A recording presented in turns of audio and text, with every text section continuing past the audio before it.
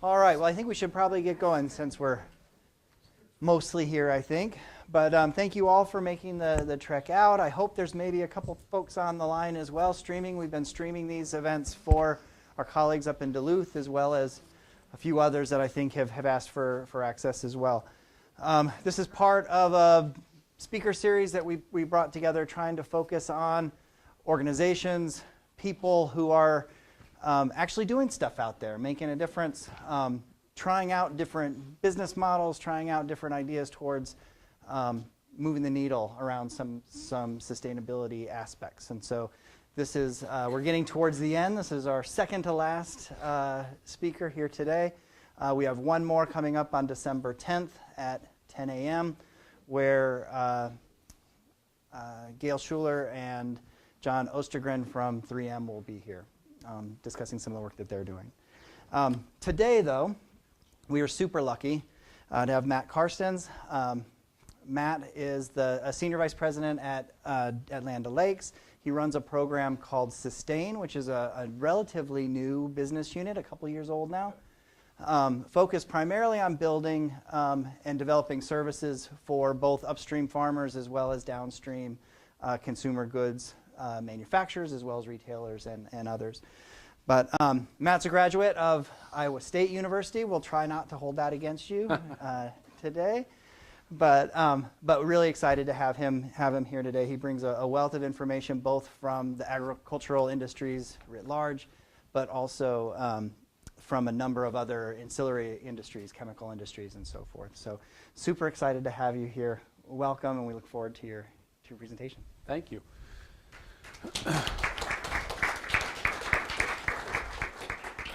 So it's Thanksgiving week. What are you all doing here? This is great. At Iowa State, they've been gone for a week already. So I don't know. You guys are committed.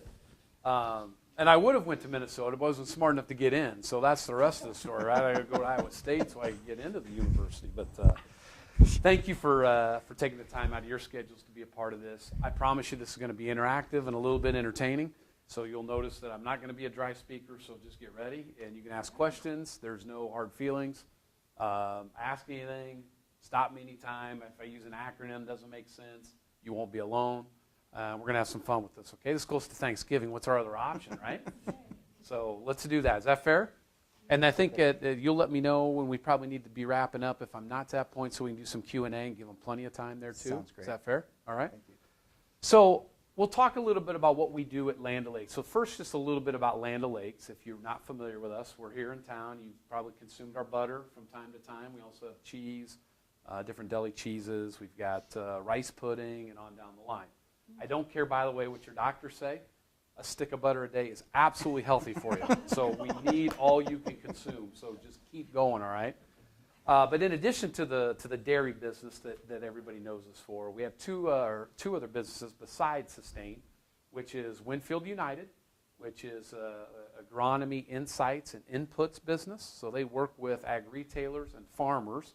So ag retailers are trusted advisors of the farmers that are out there and help them make better decisions on what they do on their farmland, which we'll talk a little bit about today through TrueTara and our project there. Then we also have Purina. But it's not the dog and cat. So anything but dog and cat we have at Land O'Lakes under the Purina brand. The rest of that dog and cat is done through Nestle, who owns that piece in the grocery store. I don't know how that happened many years ago, but it happened, and we both have the Purina brand, and we sell it differently. But as you mentioned, about two and a half years ago now, we started a fourth business unit, which is Land O'Lakes Sustain. We also go under the name of TrueTara. That's a marketing thing, so don't get confused. I'll use those interchangeably. Just think of those as six of one, half a dozen of another. But Land O'Lakes Sustain is a business unit focused on this topic of sustainability or stewardship through conservation practices. And we started as a business unit because you can imagine the challenges of this topic in any Fortune 500 company throughout the whole ag and food value chain. As much as we probably all in here believe in that sustainability and doing the right thing is good, there are businesses and parts of our business that really have to make numbers and make customers happy, and something like this can deter them from the excitement that is this topic, right? So what our CEO did, Chris Polizinski, at the time, he just retired a few months ago, decided was to make this its own business unit. So it has its own P&L. It operates just like the other three businesses, only obviously we don't make quite as much money as they do. It's more of a cost center today, but we're working on things that we'll talk about to get it into more of a profit center. So that's a little bit about Land O'Lakes. Let me stop there and let you ask any questions about Land O'Lakes or any rumors you've heard or anything you want to talk about that's not relative to sustainability. Even we can cover that too. Yes? You talked about this being kind of inspired by the previous CEO. What role did the co-op the farmers have in it? Did they have to approve it as well? Was it something they were asking for? Yeah, good question. So the question was really around what was the approval process that started as a business unit. So really our CEO has the power to do that.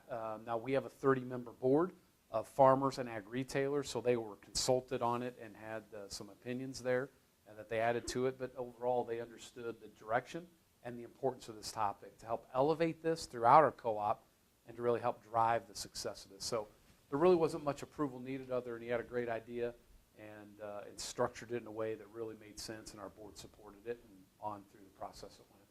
Good question. What else? You don't have to be shy, trust me. I've heard them all. Everybody okay? All right, so let's talk about what I called up here is TrueTara. And we launched TrueTara about a month and a half ago. TrueTara, if you think of it, is a toolbox or suite of on-farm stewardship offerings. That's what TrueTara is. So in that suite of offerings is a lot of different technologies, products, practices that we promote. The reason we've called it TrueTara is that there is an absolute intention of us to set TrueTara outside of Land O'Lakes to allow it to be available to anyone, anywhere, any crops, any geographies, any commodities that wants to use it, that they have access to it. What we've quickly learned at Land O'Lakes Sustain is that this sustainability topic is what we call pre-competitive. If you're going to try to make a difference in your market and go-to-market strategy through sustainability, you're in for a long, long day. These aren't go-to-market strategies. They are solutions to challenges that help strengthen go-to-market strategies, but they're not go-to-market strategies. So taking this and getting more people supporting it, using similar tools, is a really good business idea to help eliminate some of the confusion that can be in any marketplace, particularly ag and food. If you think about ag and food, that's a big supply chain to have to influence, right? From farmers to consumers, a product or process could be up to 15 different steps along the way. So we need to make sure that there was a way that was clear and there was ultimately leadership that was being driven by a group of people. So by moving TrueTara outside of our company, Land O'Lakes taps into, if you think of an arm into a toolbox, that just like other folks in our industry does as well, like Syngenta or Corteva or Simplot, the French fry making company. On down the line, everybody has the same access to access that. And there's fees associated with it. There's an ownership model we're looking at. So really step one of this journey of the talk I want to give today is this thing of pre-competitive space. And what we're going to talk about, no matter what the company is, if somebody tries to tell you that sustainability can drive a market strategy, that's an absolute false statement. Now, there may be somebody actually be able to pull that off and make it happen, but by and large, you've got to have a whole industry movement there. You have to be able to move a value chain in a way that's good for all. Think of rising tide, raising all ships. Very similar scenario. Let the go-to-market strategy win the day. Don't try to do it through something as critical as our environment and finding the balance between environment and economics. So one of the cornerstone technologies of TrueTara is called TrueTara Insights Engine. And that's what we're going to spend a lot of our time showing you here today. This tool is the first of its kind. It's a digital interactive platform that, again, is in this toolbox available for anyone. We just launched this, again, a month and a half ago. It goes full scale December 13th. So today it's out in various pilots, and people are getting to kind of play around with it, look at it, see, feel, touch, all the stuff that you need to do with technology.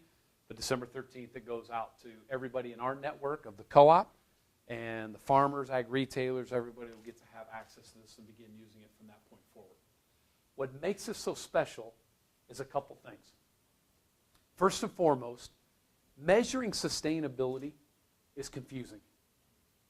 How do you do it, right? I mean, if you're thinking about a field of corn or wheat or soybeans, whatever in your mind is in the field, fair enough.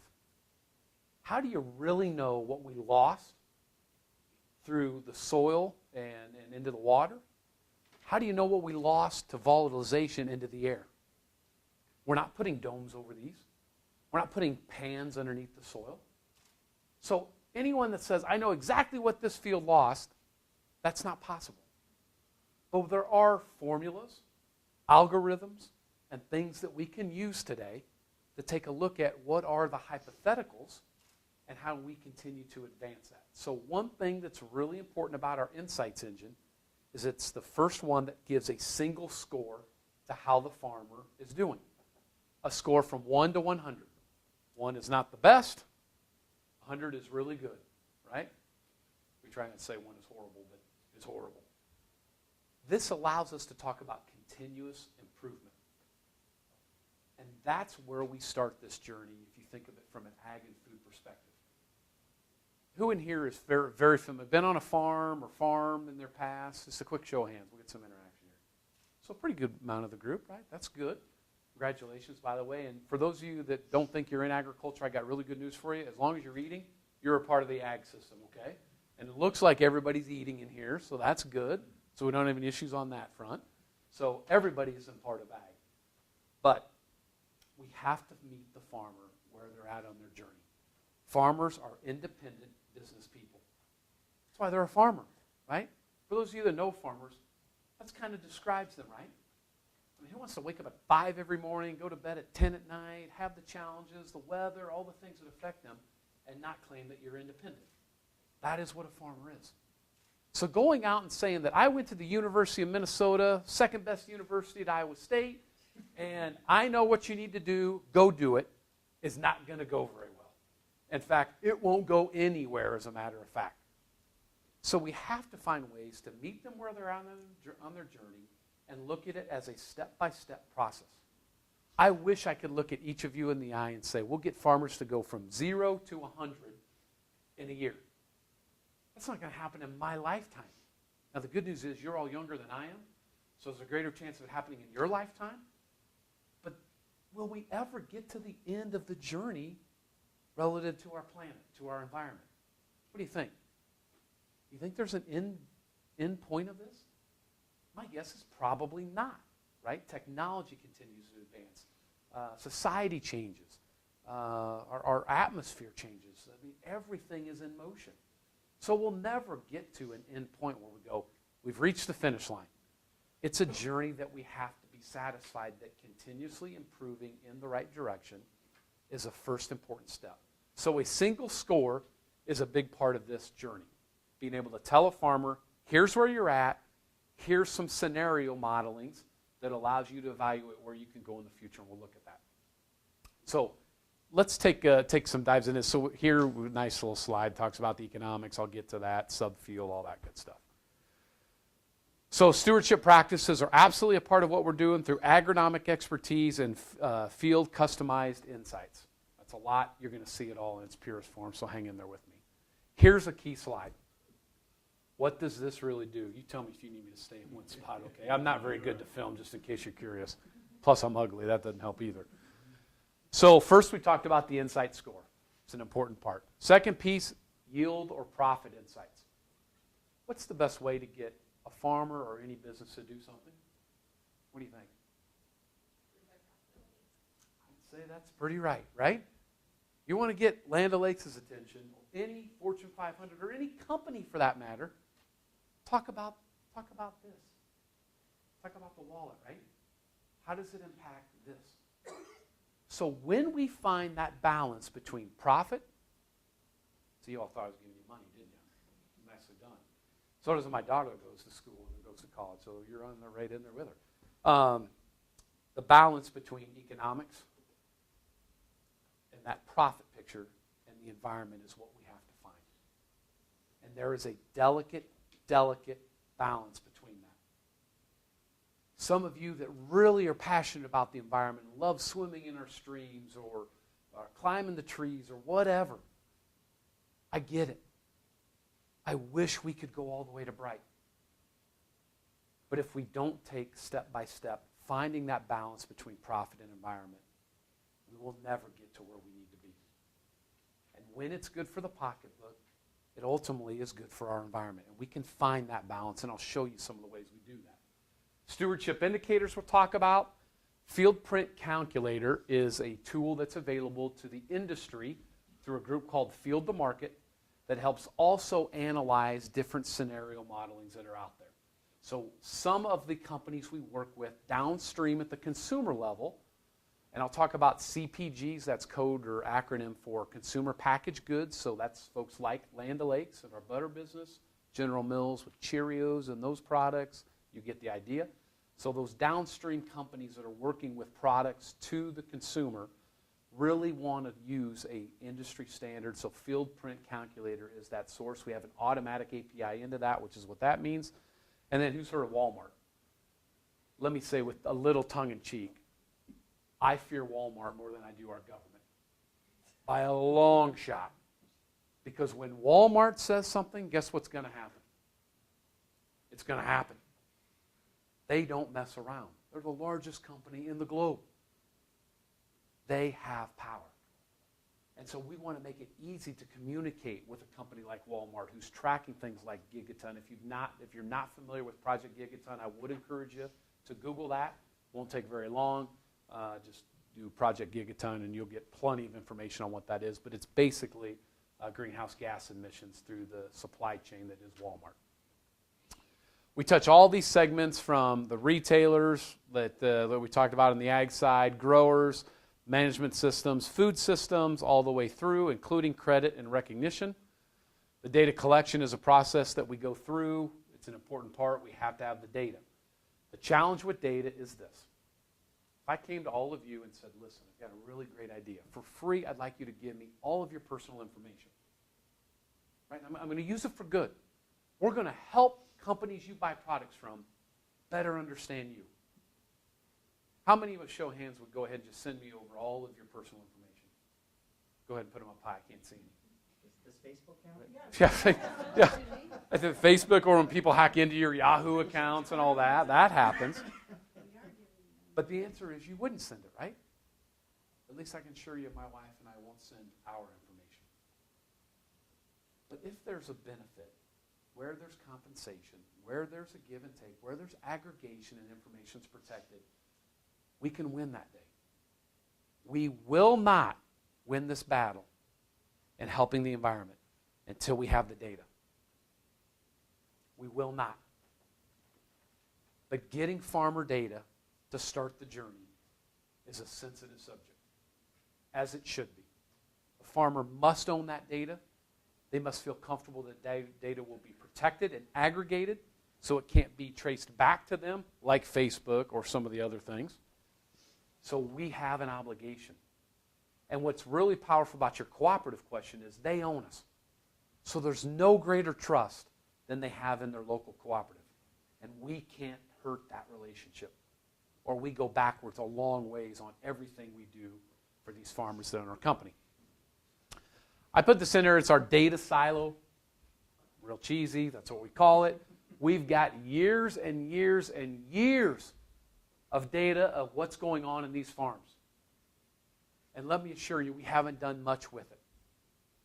We have done some things with it to better help in-season crop production and other pieces of the business. But with our new insights engine, we'll be able to take that historical data to baseline where the farmer's been and move it forward in a way that will allow us to look at algorithms and ways to better predict the future for both economics and environment with that data, and all is housed in this data silo. What's also unique, just like all of us, you may have different credit cards, different ways, and data is collected on you. Same thing for the farmer. So we have APIs from some of the biggest companies with data, including our own, like John Deere, all API'd into this data silo, so fulfillment of the data for the farmer becomes extremely easy. So they don't have to fill out form after form after form, making the journey much easier for them.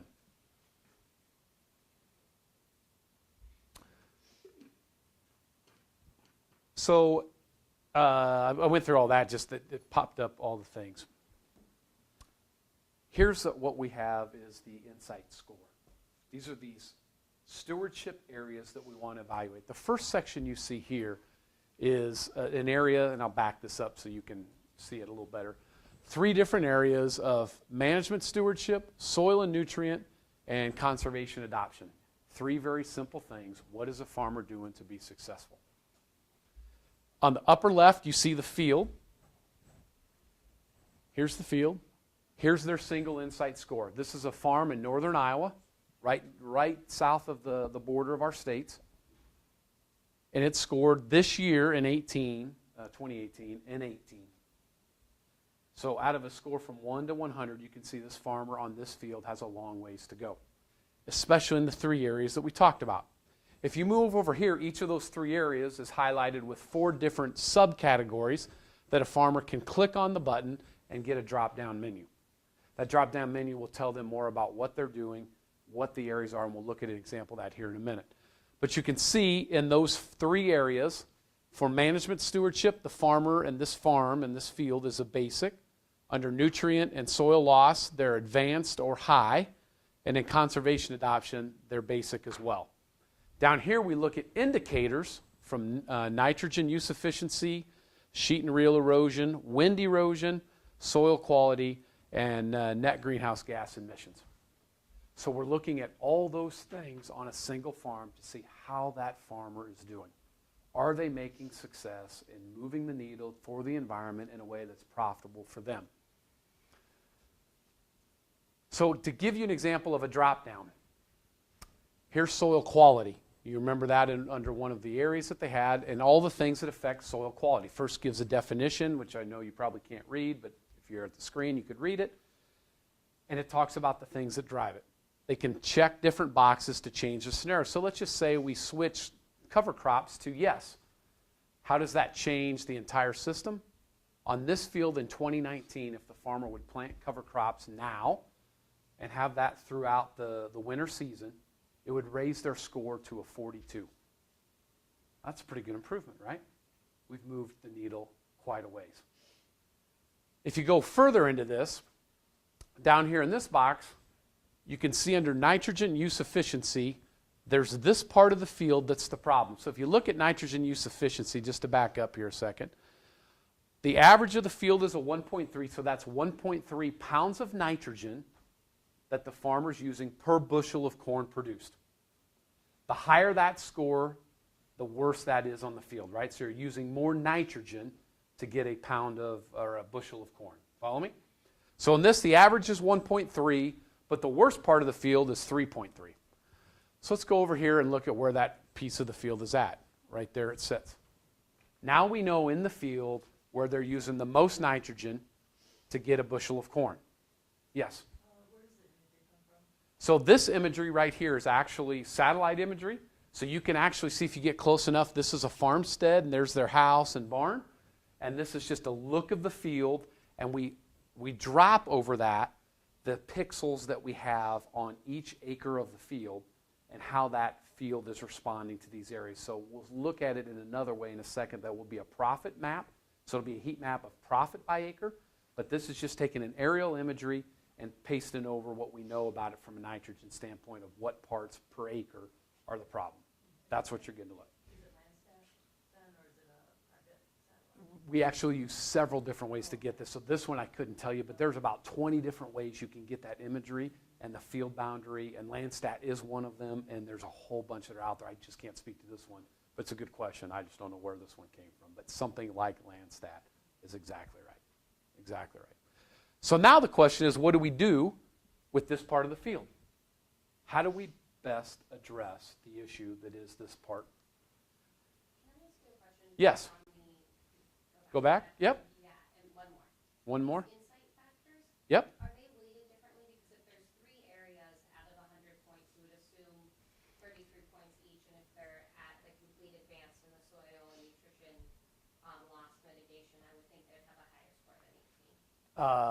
Yes, so they are not weighted equally.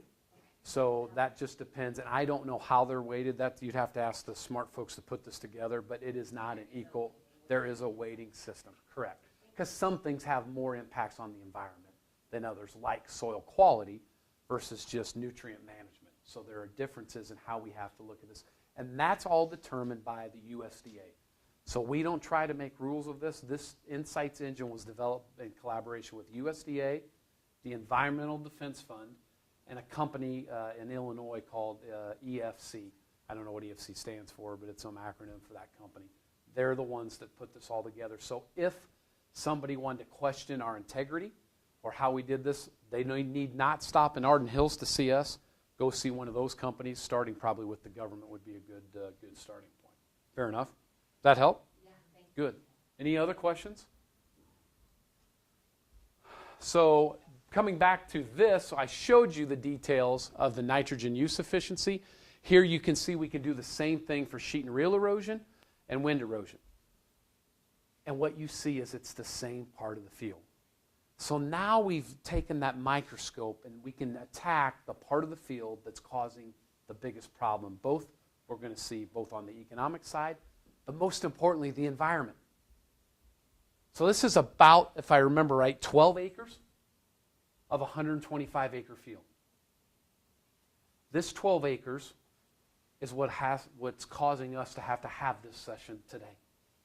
Every field has these types of parts of it. Some are more or less of the field, but if we start getting microscopic on where the issue lands, we wouldn't have to have that room next door called the water exhibit, is that what it was called? Which would be a great day, right? So let's look into that from a farmer perspective. At this point, these are all things the ag retailer does to prepare for their discussion with the farmer. Those of you that raised your hand said you knew a farmer or been on a farm would know at this point the farmer is about to sleep, right? They don't care. Tell them how they can make more money in their business. So this is where we really get to the interesting stuff. I mentioned to you about the single insight score. You see that 18 has been transposed over here as well. But what's really powerful is how do we help that farmer with algorithms to be able to tell what the future could be? If they made this change or that change, what does it mean to their profit? What does it mean to the environment? How do we bring those together? So if we look at that, here's some statistics about the field. So this is Pete's field. It's called the South 40. It's 125 acres. Here's the options that the ag retailer gives the farmer to choose from. It's a list of 10 different things they could look at from a scenario planning standpoint that today delivers the best results in that ag retailer's footprint. Most ag retailers cover about 5 to 7 counties, if you want to frame that up in a geographical perspective. So this is the field in 2018. Again, it's 125 acres. It yielded 170 bushels. It lost $6.13 an acre, or a total of $877 loss on the whole field for a negative 0.8% return. Some of that is based on market prices and things that are happening today, but you can get a feel for what's happening on this farm, right? Not a great scenario, but it is what it is. But what also happened from the environment's perspective, we have the score of 18. We lost 27.7 20-ton dump trucks. So simple math, you'll have to do it. I can't. Take 20 times 27.7. That's how many tons of soil it lost this year, 1 year. And let me take that one step further. Why we put it in the form of a dump truck? Why is that? Why would you think the best way to communicate that is in forms of dump trucks? What do you think? Yes? You can get delivered in a truck. Very good. What it really is to that point, consumers can relate to that, right? If I told you they lost, I don't know, what's that math, 400 tons? What does that mean? Do most people understand what a ton of soil is?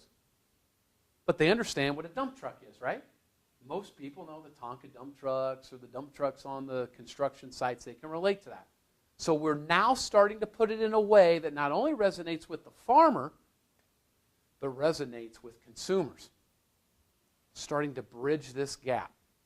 What you also see in this is a dashboard that says, how is the soil quality? Now, this is an area that we will enhance in the years to come very quickly because soil quality is mostly driven off of where you're at. This farm is in northern Iowa. If you know much about northern Iowa, it's great soil quality, like southern Minnesota. So the soil quality is going to be good here. But what's interesting is the emissions. This field also emitted 16.6 passenger cars of greenhouse gases in 2018. Now let's run a scenario. So now you're the farmer. This is how I did. Not great. There's worse. It is what it is. How do we fix it? So first we look at what we could run that would be really impactful for that farm. So there's a program the government offers called CRP, Conservation Reserve Program, where you set pieces of your field out of production in grass seed, for all intents and purposes. It can be many different kinds of seeds, but some kind of a wildflower grass seed mix for 10 years, and they'll pay you to keep that piece of the land out of production. Voila. You're following along by now, right? You with me? So what are we going to put in CRP? You all went to Minnesota, for goodness sakes. You get this. What are we going to put in CRP in this field? Go ahead, say it with me. The red area, right? Good Lord. I thought this was a great university. Now you guys are letting me down here, right? You're going to put the red area in it, right? We've got a way to take the worst land out and still get paid.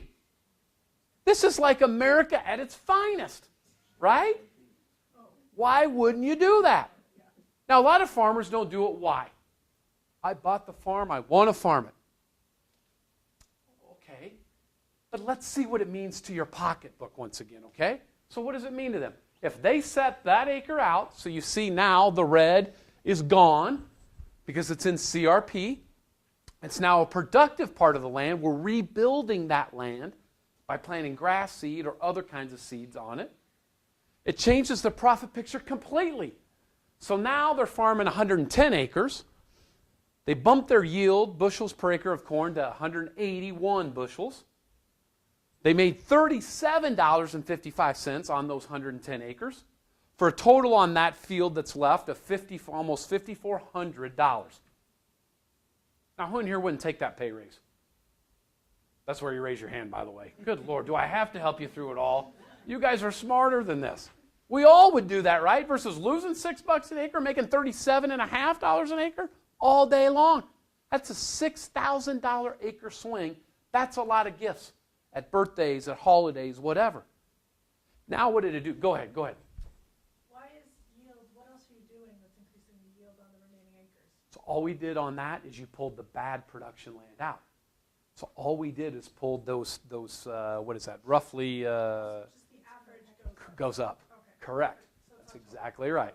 So all that happened is you're now making more bushels on what you have. From an environment standpoint, the insight score jumped to a 41. I'll come right to you. 41. We're now only losing 15 20-ton dump trucks, so we saved 12 dump trucks annually. The soil quality stayed in the green, which it should, obviously. And we're going to save one passenger car of emissions a year. Now, you all are environmental good people, right? Does that seem good? So you're happy. The farmer's happy. Where do we go wrong? I would contend we didn't go wrong at all. Until the insights engine, we never could analyze it this way. Question? Are there any restrictions on what percentage of your land you can have in the CRP? It's based on a first come, first serve, but there's more than enough dollars available in that program that we've ever given out. Now, will a tool like this change that? Probably. We may have to start being more rational in how we allocate those, and the USDA will have to be more restrictive on that in a case where this makes sense. So you're jumping ahead on me, and I love it because this tool, I told you, was developed by the USDA. Guess what the USDA wants to do? Have an API into their system to be able to fulfill those commitments based off of that. Instead of making the farmer go into an office in their county, fill out more paperwork, show the map, write up a story, partridge in a pear tree, since it's that time of year, they can now push send through our system, submit to the government, and get a response back. Now that has to happen through a farm bill change, which we're hopeful the farm bill gets approved here shortly. And if that happens, this will be a part of that offering. So we're really excited about what that means. Does that help you there? Good question. And we'll probably need more money in it too. Has this program ever been on the chopping block for the farm bill since it rolled out? Not to my knowledge. It's been around since I was born, and it's always been available, just not readily used, because farmers didn't really know this. They could look at that and guess that part of the field was bad, but you didn't know. You didn't know the economic impacts. You have to do some hand calculations. Nobody's got time for that. We move on, and we end up with streams that have problems today. So this, I don't believe it has been. I think it's got a really bright future. I don't see anything changing, and in fact, I think more effort will be put on that going forward.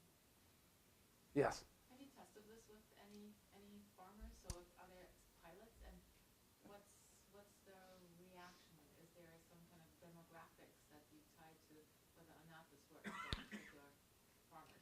Yeah, you know, the beauty is, and I am a farmer too, so I can tell you, so it has been, there's about 200,000 acres in this program today, and their general reaction is, thank you. I didn't realize this. Now, that doesn't mean all of them will take this advice, right? Some go, I'm paying for that land, I want to farm that land. So this isn't a home run where every farmer goes, gosh, thank you, this is a gift. I will definitely follow your advice. Again, remember, they're independent. So there is a give and take in this, which is why it's important to have their trusted advisor, which is the ag retailer. So what we can look at is another scenario. Sorry, we got to get through all the build-outs. Here's another scenario of just one other thing the farmer could do. So what we did on this case is all this information is the same field, same acres, same results from 18, but we chose a different avenue, which was the use of cover crops. Here, and who knows what a cover crop is? Most everybody? Maybe not. So cover crop, if you look at a state like Minnesota or Iowa, you harvest the land stays barren for most of the year, right? If you look at our farmland, over half the year there's nothing on it. So wind erosion happens, water erosion, I mean tons of things can happen to that soil.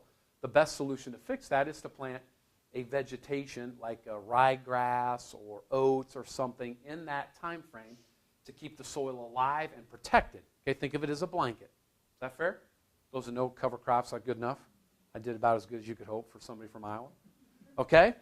So that's what we're saying on this. So now let's go back to the whole field. We're going to farm it all, 125 acres, but we're going to plant a cover crop in the winter, part of the fall, winter, and part of the spring. Okay, so about half the year it'll have still vegetation on it before we till it, plant it again. What happens there? So now, from an economic standpoint, 125 acres again, yields back to 170. Profit goes down to another $1.50 roughly to a loss of $7.77 for a total of $1,100 loss on the farm, a negative 1% return on investment. However, for us in this room that wants clean water, wants better air quality, we've got an insight score of 74 now. We're saving almost every ounce of soil on that farm. The soil quality has gotten better yet, and we're actually taking 1.5 cars off the road. We're not emitting anything, and we're actually sequestering greenhouse gas from the atmosphere. What's the problem? Bless you. We're losing money. If you're on social media and follow this topic at all, which I'm guessing we all do, what do you hear is the best solution for farmers? If farmers would just what, we wouldn't have this problem. Plant cover crops, right? We farm in central Iowa. This ain't happening on our farm. We're not in this business for charity, nor is any farmer I know. So we have to fix how cover crops are used, the technology around it, the availability of that. But what if there was a government program like the CRP? If we're that passionate about it, the farmer will do it. You're just going to have to help compensate this. Well, the Insights engine also does that. It found in the database that in Iowa, there's 2 government programs. There's CSP and EQIP. When you combine those two, the minimum dollars a farmer could get is $30 an acre. The minimum. So again, I went to Iowa State. You're going to help me with the math. 30 minus $7.77. I'm going to call it about $23 to the good. I think a farmer would do it. So now we're going to have an interesting debate with the farmer, right? So you can make $23 on this or $37 on this. But on this one, your best investment of any farmer is the land they own, right? Tractors come and go, combines come and go, pickups come and go. Sometimes family come and goes. But the land stays. And protecting that land might just be enough to get Pete on this farm to go, I will do cover crops, and I'll only make $23, but knowing that I'm going to have better land to give to my daughters and sons and whatever down the road. Or to get higher cash rent someday. So we've used the power of our public government. We use the power of our private citizens and business to combine forces to finally really make an authentic difference. To be able to look a farmer in the eye and say, here's what you can do. He or she now has the power to make better economic and environmental decisions to improve our water quality here in Minnesota, to improve our air quality. So let me, I'm going to go through this here for just a second. Bear with me. Mark, while you're doing that, can I ask you a quick question? Yes. So on that last slide, there was a little panel off to the side about the retailers are driving some of the offerings that would be provided to that farmer. Yes. To what extent is that retailer United Suppliers, and to what extent is that retailer somebody else? Because that is something that would be internal to Land O'Lakes as opposed to Yes. external. I assume they're a client then of some of this data as well to help them maximize which of those Yep. levers would be pulled to benefit their business model as well, right? Right. So ag retailers, we as a combined network at Land O'Lakes have about 50 market share points. But there are many others that are out there. So that's why it was important that TrueTara be available to anyone, anywhere. One, why would we have the competition? Go ahead and spend the millions we spend to develop it, and then we all compete in the marketplace, right? We said pre-competitive. We have to mean it. So just because we're first to market with the best, and it took us a while to get our heads around this, we need to make sure everybody has an option to be a part of this. They got to pay their fair share of the cost of maintenance and development and all that. But once that's done, everyone will have the chance to be able to use it. Not everybody will. Some will still develop their own, and that's okay. The panel that you're referring to is we want an ag retailer, just like the farmer, to be able to choose what's best in their area. We shouldn't sit in here and go, because we went to the University of Minnesota and are really smart people, we'll tell you what to do. And that's a big problem today, is if you're a farmer and you read these blogs and Twitter and all this, we have the answer. Cover crop, CRP, whatever. You want to go all the way to Bright, I'll solve it really for you right now. Stop planting corn. That'll fix it. I don't know how we're going to eat, but we're going to fix the problem. So we have to find the balance in this. And that's where we want everybody along the way to be able to do what's right for them. And we've lost sight of that. We're forcing it down into these independent businesses and farmers and saying, do this. And that doesn't work. You don't want that. I don't want that. They don't want that. Does that help there? I'm going to grab something. I want you to boot up one other thing for me. But does that give you what you were looking for there? Yeah. So, if I could get some help from our AV experts. What I showed you was great, but actually I had something else I wanted to show you all. Can you download this? And I think it's labeled University of Minnesota or something like that. I'll look for it when you get it pulled up.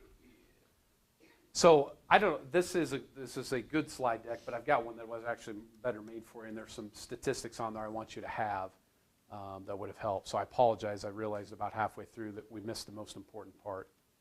There you go. Yeah, just go ahead and click it, open it up, and we'll go. So I apologize for that. So I'm going to go through a couple slides here on this that will give you some grounding. So this was just a great lesson in not how to present. So we started with the end. We're going to go back to the beginning. So hang in there with me. By the way, I am on Twitter and LinkedIn. Feel free to follow me. Feel free to direct message me. Anything you need or want, you're going to get from me. I'm very transparent that way, and I appreciate the time you all spent in coming here today. So call or email, whatever. We can connect via that way, or I can get you my cell number if we need to talk over the phone. I want to be a resource for you, and we'll do that. And again, I'm on LinkedIn as well. But I much prefer Twitter, so just so you know. So the journey that I wanted to start you with is that agriculture is a wonderful industry. Agriculture has made great advancements from where we were many years ago.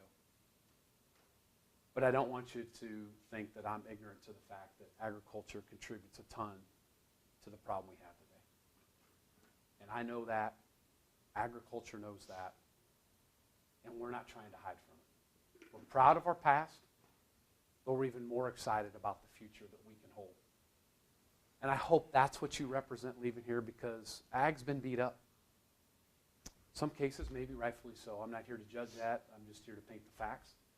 But we need young, great minds like you all to help talk about where we're going, talk about the tool you just saw, and tell that story passionately.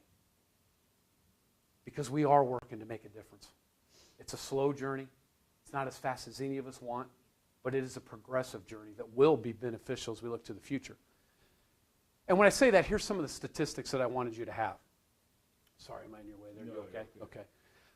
First off, we have to increase the caloric intake by 60% from today to 2050. And let me remind you, in the United States, we'll have less acres to do that in between now and then because of things like CRP, things like town expansions. Globally, I think it's about 12% more land will be put in production. 12% to get 60% more caloric intake. Ladies and gentlemen, here's the grand challenge. How do we continue to increase production, but yet balance what's right for our environment? Because if you want civil distress, and you see it on the news most nights, how do you get that? What creates civil distress within a country? How does that happen? A lot of things, right? But what is one common thing? Yes, sir. Food insecurity. Every time. Every time. And farmers hold that key. And quite honestly, your farmers right here in Minnesota hold a huge key to that. A huge key to that success. Globally, 28% of the population is either directly or indirectly involved in ag. Tim, do you have any money on you? $100 bill? Oh, you should have called me yesterday. What is that statistic in the United States? What percent of the United States population is either directly or indirectly involved in ag? 1, 2. You're good. I am. You're good. Thank God you didn't offer out the money, Tim, because it'd be going right behind you from one wallet to the other. About 2%. Why do I tell you that? 80 years ago, we wouldn't have had to have this discussion. Because if not you, your neighbor would be able to inform you very easily about what's going on in ag, because it was about just short of 50% that was involved in ag. Today, we're less than 2%. We need your help. This is serious stuff. And the last piece of this is the fact that I started with, that we're not hiding. Ag today contributes 24% of the greenhouse gases globally. The next highest, or the highest, is I think just short of 30. I think it's the energy industry. So we got to fix this. We acknowledge that. The streams, if you don't know what the water damage is, go in that room. It tells it really well. Here's some of the headlines.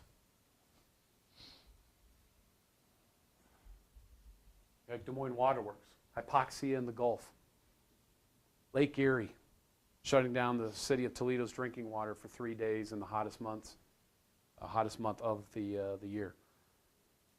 All of these caused by ag. I was born and raised on a farm. I've been in ag and food my whole life. I'm not proud of these statistics. But I assure you, if you're willing to walk beside me and our company, we'll fix these. We will get these numbers down. We will get the true story out. We will help educate where we need to go. Oops.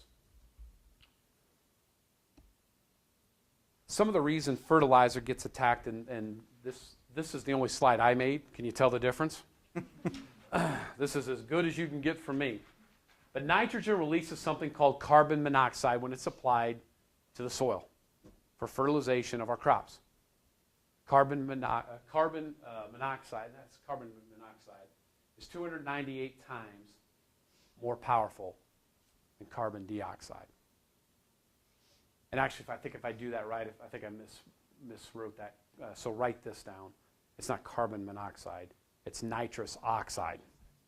So again, don't go to Iowa State. This is what you end up with when you develop the slide. And nitrous oxide is 298 times more potent to the atmosphere than dioxide. Phosphorus moves with soil erosion. We talked about that farm in Iowa losing 27.7 ton, 20-ton dump trucks. When that soil moves, not only do we lose the soil, we lost nutrients. We lost phosphorus. Phosphorus tightly binds to the soil. And that ends up in our streams, and you see that next door, and it does that. Animals. There's animals that are ruminant animals like dairy cows, which this is the disgusting part of the presentation, which means they belch and fart.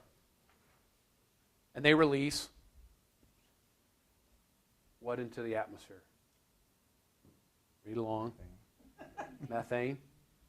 See, I knew you all could read, so we're really making progress here. By the end of this speech, you guys are going to be right on top of this thing. And methane is 30 times more potent than CO2. This is what has society in a little bit of an upset situation. Rightfully so. We do have to improve this. There's no doubt about it. 915 million acres in the U.S. are impacted by conservation decisions made every day by our farmers. That's about 50% of the continental U.S.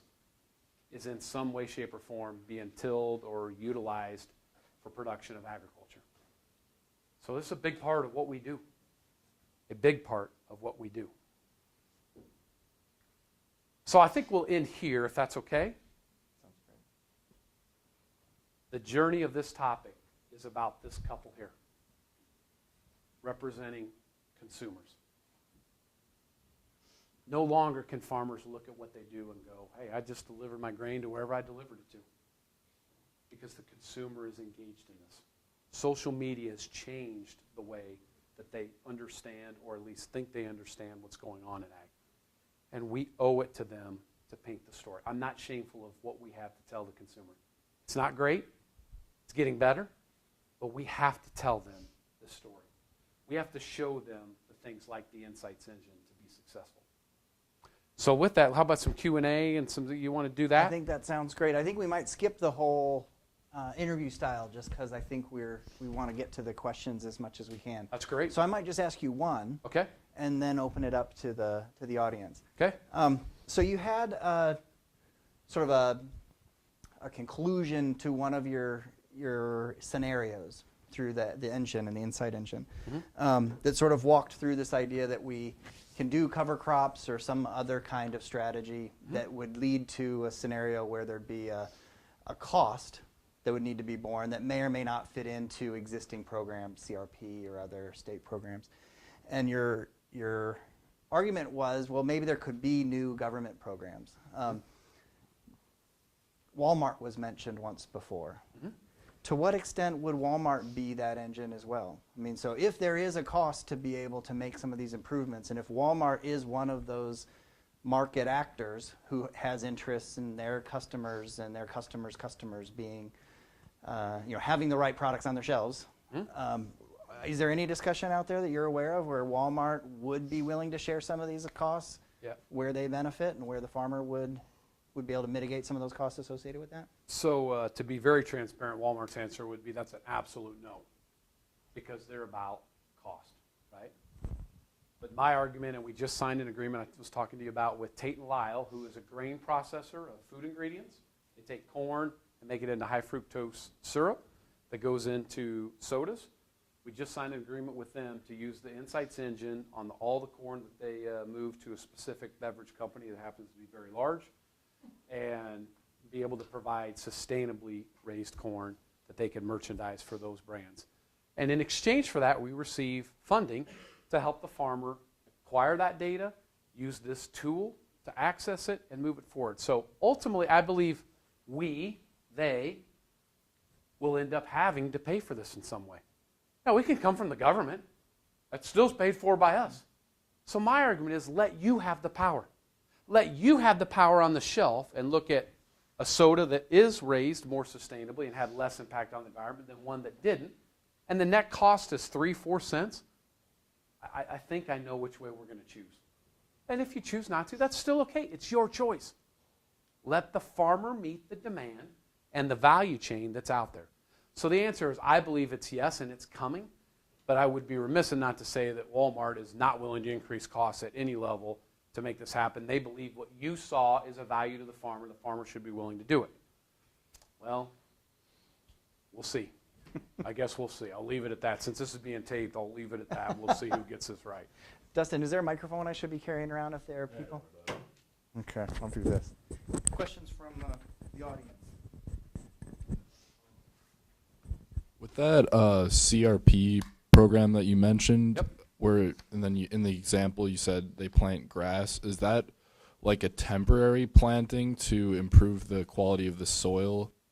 And does that like improve the productivity and the environmental impact of the land, or is that kind of a thing where they would plant the grass and not plant crops there? Right.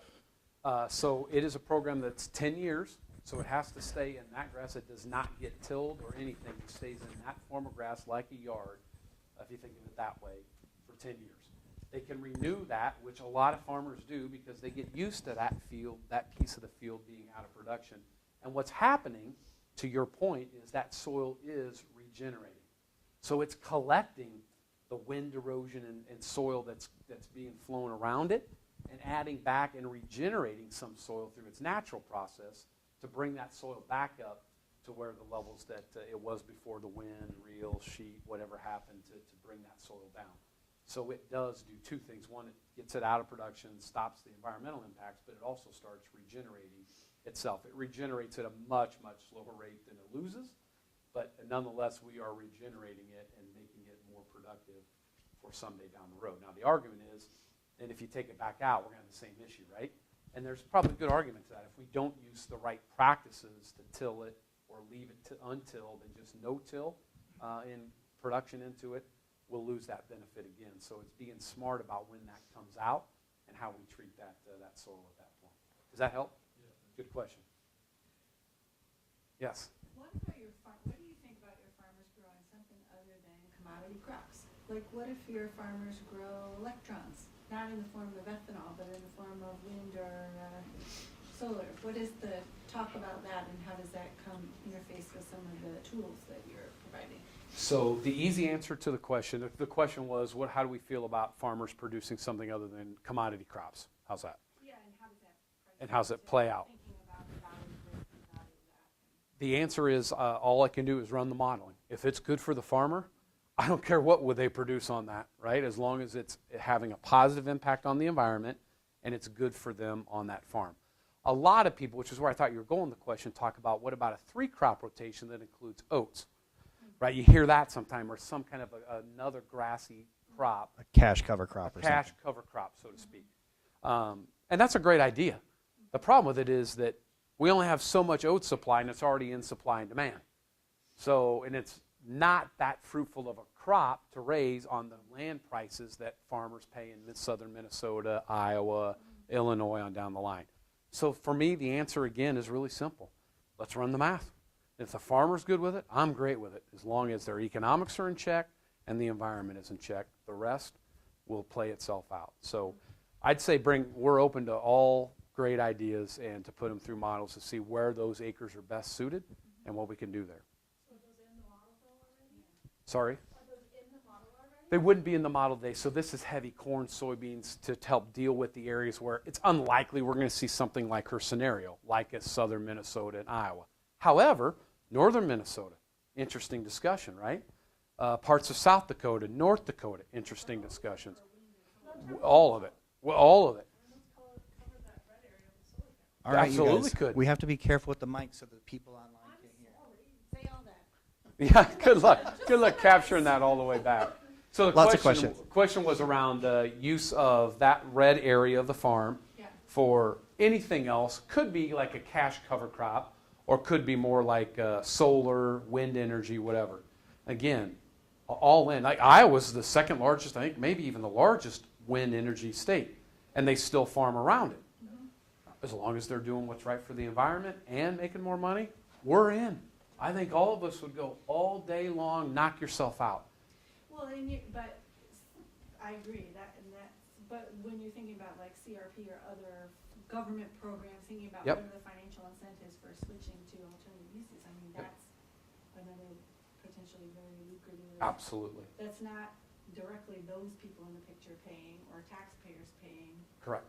But Absolutely. other- 100%. I don't know, the thing I don't know is if it's CRP, can you put Yeah, I don't know stuff that. on there? Because I think it disturbs the soil a little bit in the production of it, or the assembly of. So I'd have to check on that. Yeah. But your concept is 100% right.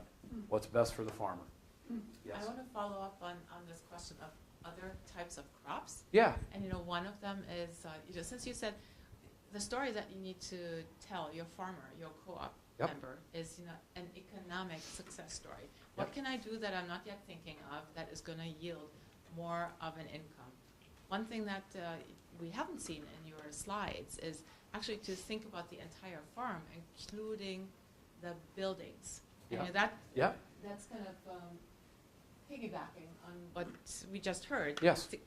There are farmers that have big barns. Yep. They could put solar panels on that. It's actually using completely dead real estate Yep. in a way that if you could put this as an option in your model, Yep. it might really help diversify the portfolio of production. That's right.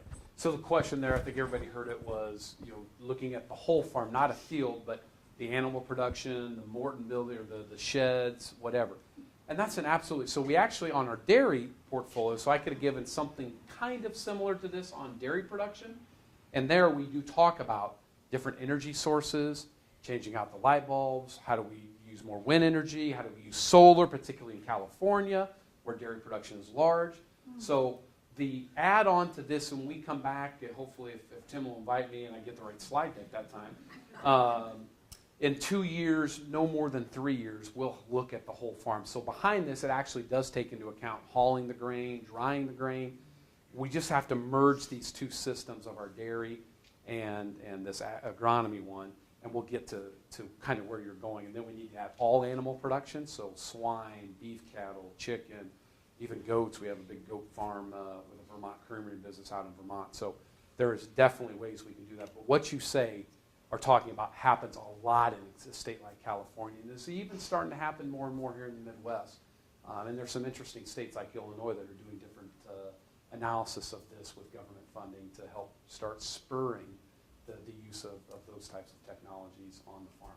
So very well said. Very well said. And you see it also with pollinators, using pollinating seed around those types of structures as well. So more to come. Well, I'd argue you had the right slide deck anyway, so I'm not too worried about it. I may do, but it was a half-hearted journey to get there, I assure you. Other questions?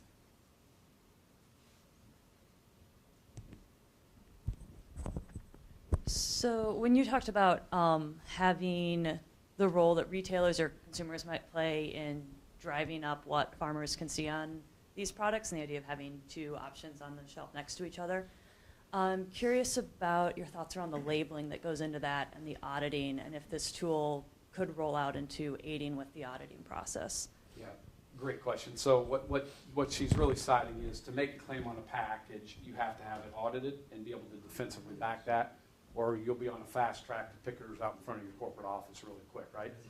And it's a great point. So definitely this helps also streamline the auditing process. So I think you got to audit like 8.7% all the way through to claim that it's been done and done in an authentic way. There's companies that do that, like Price Waterhouse. There's even other companies that more specialize in ag and food or deforestation or forestation.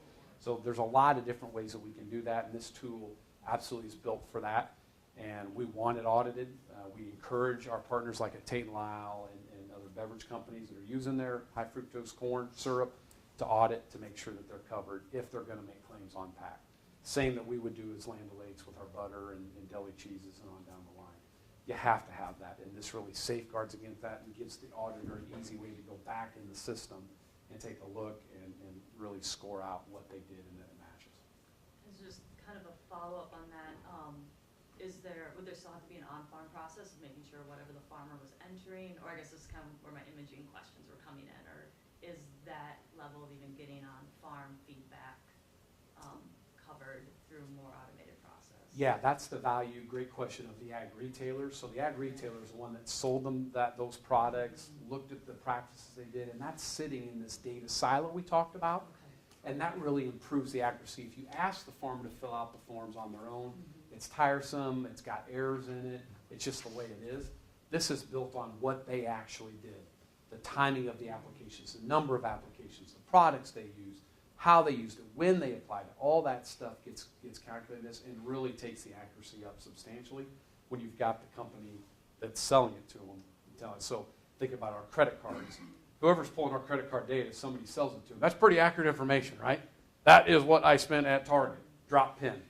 Same type of scenario. It really improves the accuracy and efficiency of being able to use a system like the Insights engine. Did that answer what you're looking for? Yeah. Well, Good I'm question. gonna take the power of holding the mic and ask the last question as we wrap up. Perfect. So you had indicated that Sustain is a business unit Yes. for Land O'Lakes, that you have P&L responsibilities, Yep. and you're currently operating in the red. Yeah. How long are you going to be allowed to do that? Well, if it's up to our CEO, not much longer. But the truth is, we don't know. And the truth is, it doesn't matter. Because what's our next alternative to this? We don't have another alternative. We have to put these tools in play. We need to talk with farmers and consumers and everyone in between and figure it out. So our hope is that we're on a 2-3 year path to get this neutralized or into the black. Maybe it's quicker, maybe it's not. But at the end of the day, there's no other choice. No matter what the cost is, we have to stand beside this as a farmer-owned cooperative, as a brand that you all trust in the grocery stores. Remember, buy our butter. We have that responsibility, and we don't take it lightly. So that's why making it a BU and putting it on that stage to really be front and center throughout our company, our network, and in presentations like this are really important, that we're really authentically living what we're doing. Fantastic. Well, with that, join me in welcoming or thanking Matt.